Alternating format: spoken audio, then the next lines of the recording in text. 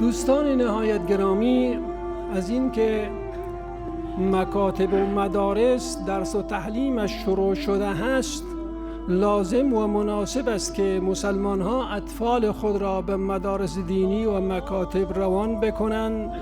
تا اینکه اولاد از نعمت علم و دانش بهره مند شده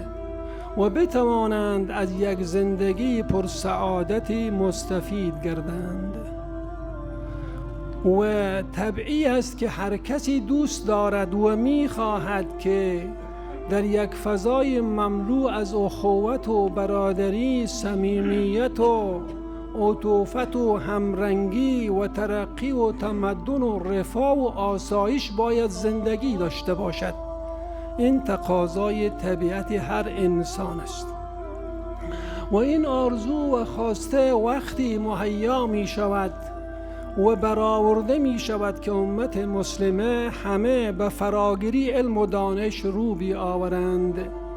و مدرک واقعی و تخصص درستی به دست آورند تا بتوانند در این جغرافیای خسته و دردمند کشور آنها و در تحت آینه نظام اسلامی هنرنمایی بکنند و ملت و کشور را از وابستگی های دنیا و اجانب